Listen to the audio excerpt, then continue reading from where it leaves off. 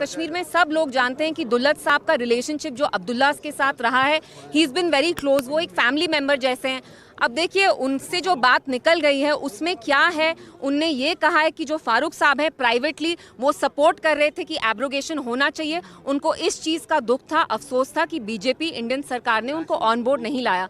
तो कहीं ना कहीं हमने देखा है हमेशा जब भी जम्मू कश्मीर में धोखा दिया यहाँ के लोगों को, तो नेशनल कॉन्फ्रेंस की जमात ने उस चीज़ को लेजिटिमाइज किया। तो वैसे ही we are not surprised at all. और दुल्लत साहब जो बोल रहे हैं वो सच्चाई है, क्योंकि दुल्लत साहब इनके साथ बहुत क्लोज हैं। आपने खुद भी देखा होगा विजुअल्स, हाल ही में अक्टूबर में वो आए स्वेरिंग इन के लिए। तो इट्स वेरी सैड, क्योंकि एनसी ऐसी जमात है जिनमें इतना दोगलापन है। जब उनने यहाँ वोट मांगे तो किस बेसिस पे मांगे? लोगों को बोला कि हम 370 बहाल करेंगे, जम्मू कश्मीर का स्पेशल स्टेटस लाएंगे, जबकि सच्चाई ये है कि they supported the abrogation of article 370। तभी फारूक साहब पार्लियामेंट में नहीं गए। उनको पता था अगर वो पार्लियामेंट जाएंगे तो उनको रेजिस्ट करना पड़ेगा। तो वी ऑलवेज नोन कि जब भी यहाँ के जम्मू कश्मीर की आवाम के साथ धोखा हुआ है तो नेशनल कॉन्फ्रेंस ने उसको नॉर्मलाइज किया है, उस पर वाइट वॉश किया है। तो आज भी वो वही कर रहे हैं, वरना उनकी 50 सीटें क्यों आई?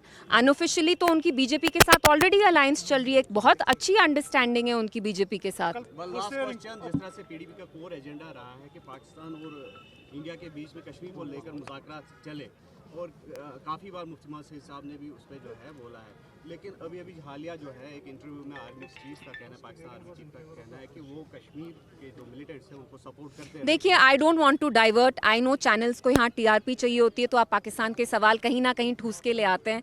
But today is not about Pakistan. I think आज जो असली मुद्दा है वो ये है कि 6 महीने से यहाँ जो सरकार आई है वो लोगों को कोई सेंस ऑफ सिक्योरिटी दे पा रही है कि नहीं। So we should focus on that. बिल्कुल ऐसी बात है। आप देखिए 5 साल पहले की बात नहीं है, 2019 में जब फारूक साहब मेंबर पार्लियामेंट थे, उनने पार्लियामेंट में कभी भी 370 के अगेंस्ट बात नहीं की। आज fast forward 6 years down the line, NC इतनी भारी अक्सरियत से सरकार में आई है, 50 एमएलए होने के बावजूद उनके वो जो काम उनको करने चाहिए, जो इश्यूज मुद्दे उनको उठाने चाहिए, वो पीडीपी के 3 एमएलए उठा रहे हैं। वो वक्फ हो, वो 370 हो, वो हमारी सिक्योरिटी के बारे में हो, डेली वेजर्स के बारे में हो, किसी भी चीज़ के बारे में एनसी बात नहीं कर पा रही है, नहीं करना चाहती है। क्यों? क्योंकि उनको जो ये मैंडेट आया है वो ऑल्दो बोला कि हम 370 को प्रोटेक्ट करेंगे, लेकिन असलियत ये है जो दुल्लत साहब ने बयान की कि फारूक साहब supported the abrogation of article 370। उनको बस ये अफसोस था कि हमें कॉन्फिडेंस में क्यों नहीं लिया। तो एनसी ने हमेशा